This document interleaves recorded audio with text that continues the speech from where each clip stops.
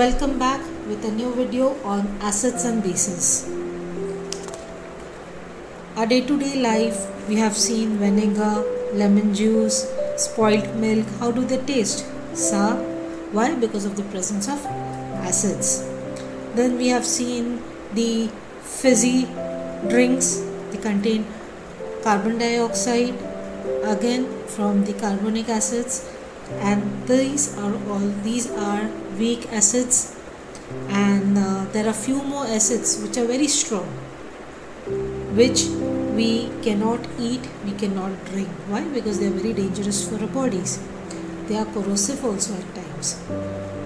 Now, how do we come to know whether a solution is acidic or basic? See, there are different ways to know whether it is an acid or basis, whether the substance is acidic, basic, how strong or how weak it is. Just like now we saw, there were few acids which were being consumed, few acids which we cannot consume, which are dangerous. So how do we come to know about this? Through the pH scale. The pH scale has a range of 0 to 14. If the solution is very strong acidic, then the pH value will be somewhere around 1 and 2. If it is a strong base, it will be 13, 14. If it is a weak acid, it will be somewhere around 5, 6. A weak base, 8, 9 or 10.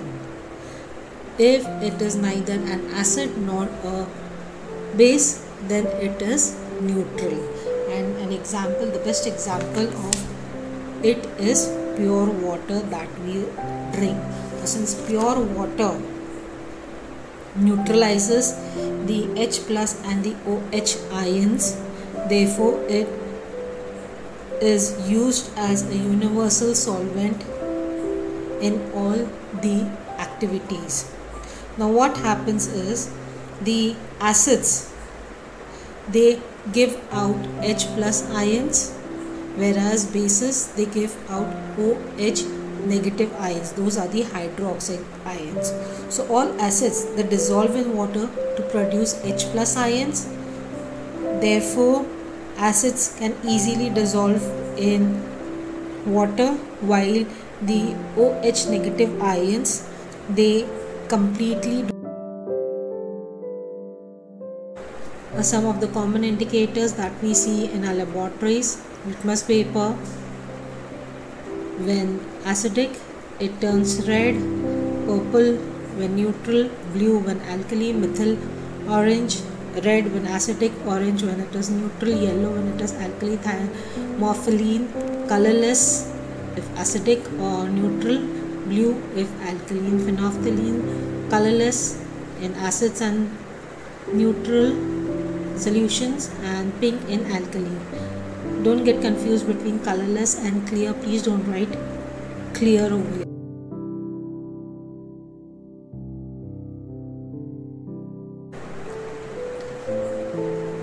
There's a difference between colorless and clear. Now, acids, they react with metals, bases and carbonates. When acids react with metals, they give hydrogen. When they react with bases and carbonates, they give out salt and water. Now when in a reaction you have an acid and a base or a carbonate and it gives out water, okay, then it is known as a neutralization reaction. Now let's look into first type, that is metals. Acids react with metals. When acids react with metals, they give salt plus hydrogen. Hydrogen gas has been evolved. We can test hydrogen gas with the help of pop test. Now here what happens is, all the metals which are higher than the hydrogen in the reactivity series, they react with acids to form salts. The ones which are lower than the hydrogen in the reactivity series, they don't react over here. So we have potassium, zinc, magnesium, iron, sodium, calcium. These metals, they react with acids to form salts. Now depending on the acid that you're using, your salts will be formed. Now if we use nitric acid, then we'll get nitrates. If we use hydrochloric acid, we will get chlorides. If we use sulfuric acids, we'll get sulfate. So when you have to identify the acid that is being used, look at the salt. If it has a sulfate, then it means the acid that is being used is a sulfuric acid. If it has a chloride, it means hydrochloric acid. Nitrate, it means a nitric acid is being used. So when magnesium, a metal, reacts with nitric acid, you get magnesium nitrate. So the salt that is being formed will have the metal name and the acid name, so it becomes magnesium nitrate. Zinc plus hydrochloric acid will give zinc chloride. Iron plus sulfuric acid will give iron sulfate, and hydrogen will be released. So remember the main equation, that is metal plus acids, will always give salts plus hydrogen.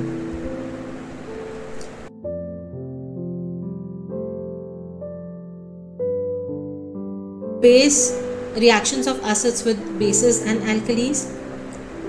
The major difference between bases and alkalis are bases are insoluble in water, alkalis are soluble in water. All alkalis are bases, but not all bases are alkalis. This reaction of acid and base, which forms salt and water, is known as neutralization reaction. Let's see how neutralization takes place. Now, for example, we have sodium hydroxide, that is a base. Hydrochloric acid, that is an acid. When a base and an acid comes together, salt and water is being formed. Now what exactly happens over here? Sodium hydroxide is dissociated into sodium positive ions and hydroxide negative ions. Similarly, in hydrochloric acid, H plus ions and chlorine negative ions are being formed. So we see over here that the base and the acid have dissociated, means the elements in them have separated from each other. Now what happens? The positive of base reacts with the negative ion of acid, and the negative of base reacts with the positive of acid.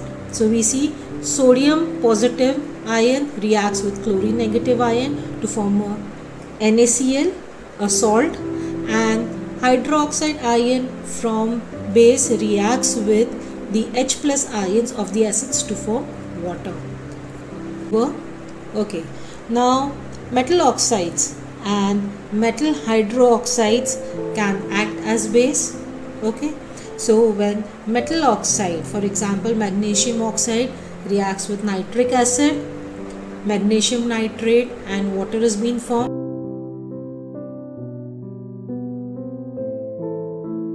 Magnesium oxide reacts with nitric acid to form magnesium nitrate plus water. Magnesium oxide plus nitric acid. So in the nitric acid we have H plus ions. They will dissociate from nitric acid and it will form a molecule of water with the help of oxygen that is present in magnesium oxide. Similarly, in metal hydroxide, sodium hydroxide reacts with hydrochloric acid to give sodium chloride plus water. Again over here, hydrochloric acid, hydrogen ions will be dissociated from the acid and it will go and react with the hydroxide OH in the base to form a water molecule, that is H2O. So finally we get a salt, that is NaCl plus water. The explanation we had just seen now in a detailed process of how neutralization happens. In addition to In addition to the neutralization reaction with acids, bases also react with ammonium salts to produce ammonia gas. Ammonium salt reacts with base to give salt, water and ammonia gas. Ammonium nitrate reacts with sodium hydroxide to give sodium nitrates, water and ammonia gas. Ammonia gas can be tested using damp litmus paper.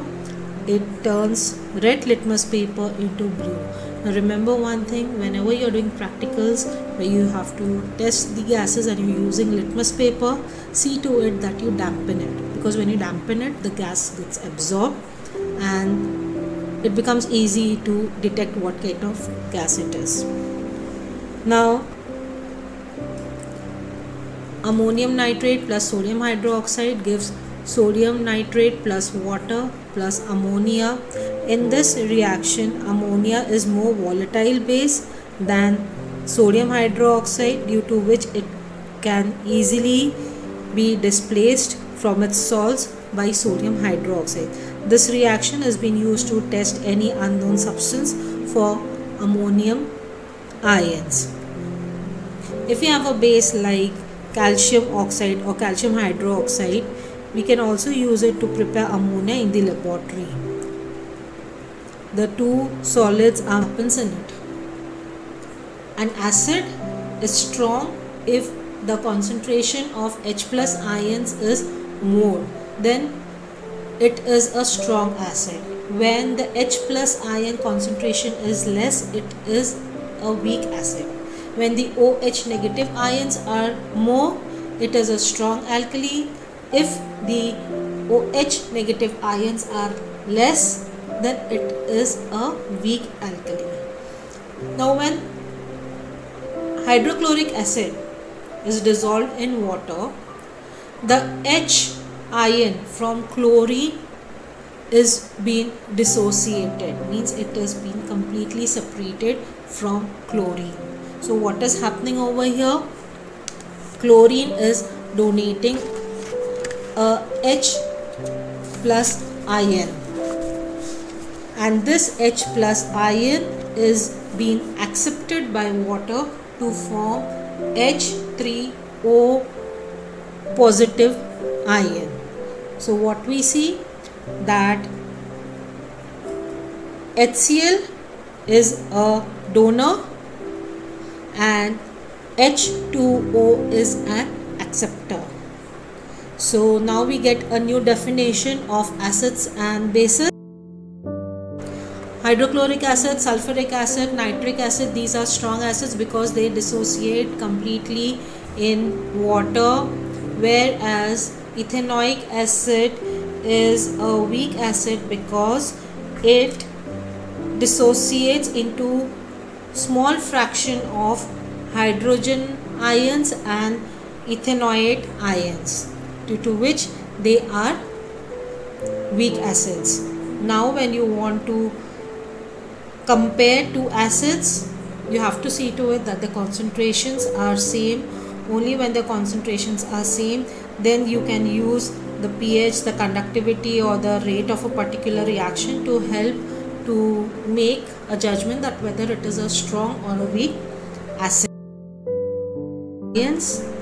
The solution becomes a strong acids. When it is a strong acid, it becomes a good conductor of electricity and they become strong electrolytes, whereas weak acid solutions are weak electrolytes.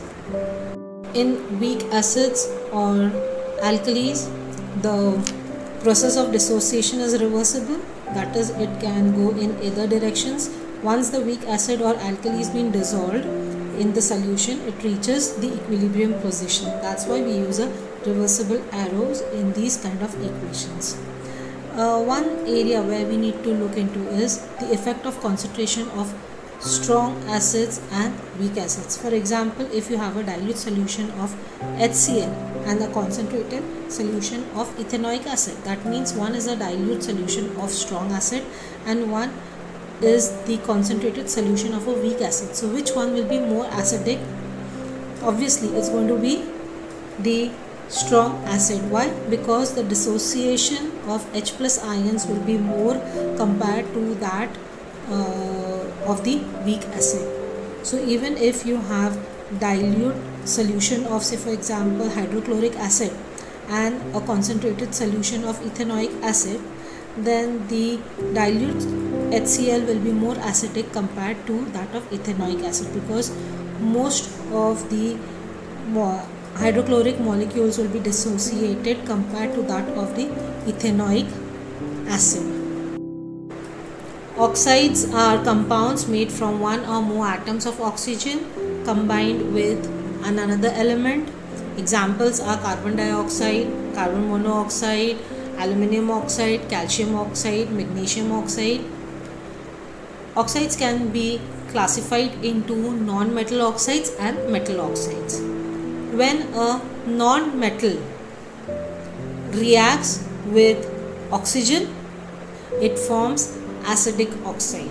Example, carbon dioxide, sulfur dioxide, sulfur trioxide.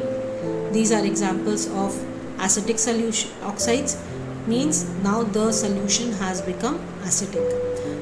Metal oxides are when metals react with oxygen to form basic oxides.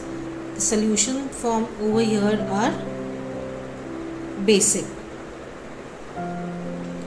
Apart from this, we have amphiteric, those metal oxides that react with acids also and with bases also. Examples, zinc oxide, aluminum oxide. Zinc oxide reacts with hydrochloric acid to give zinc chloride and water. Zinc oxide reacts with sodium hydroxide to give sodium zincate plus water.